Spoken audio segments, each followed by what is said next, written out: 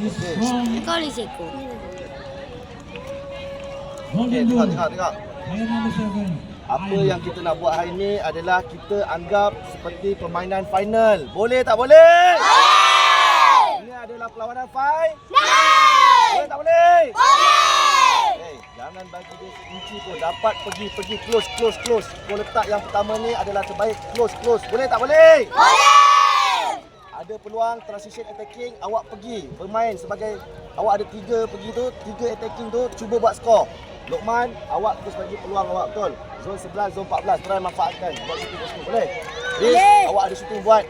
Khalid pun kena buat. Faham? Boleh masuk dalam, awak masuk dalam lagi. Faham? Transition, bila menang bola kena sama-sama. Okey, apa yang kau dah terangkan pagi tadi semua faham dah? Okey, bermain satu pasukan. Coach akan bagi semua main, jangan risau. 7 minit awal je. 7 minit awal, Riz, Khalid, Lokman.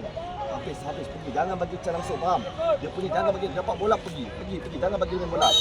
Dia suka buat body feint. Tu kau hajar awak juga bila awak dapat, awak pula buat body feint kat dia, faham? Awak jangan tertipu dengan dia. Shake tu, check, terus. Kalau bola jauh terus keluar, tak perlu body shake dah, faham? Boleh? Fayat. Awak tunjukkan semangat awak, Fayat. Faham? Tunjuk awak jangan takut-takut. Rantuk apa tu biasa. Coach nak awak bangkit. Faham? Awak assistant captain. Bukan captain. Tapi kita semua bermain satu pasukan. Faham? Kita dah datang jauh. Sekarang ni Malaysia lawan China. Kita tunjukkan yang Malaysia bukan mudah untuk dikalahkan.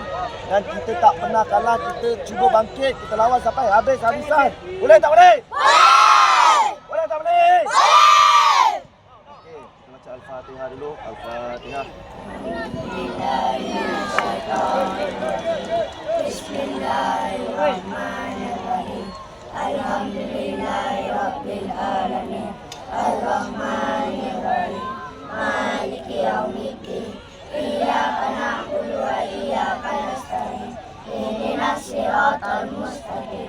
Siratal ladzina an'amta 'alaihim ghairil maghdubi 'alaihim waladdallin. Tetap!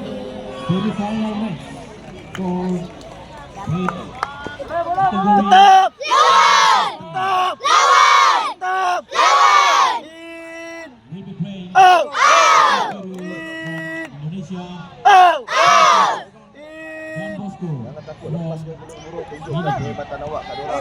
Come on. Okey, Irfan. Buat terbaik, Irfan. Go, Irfan. Sampai kita!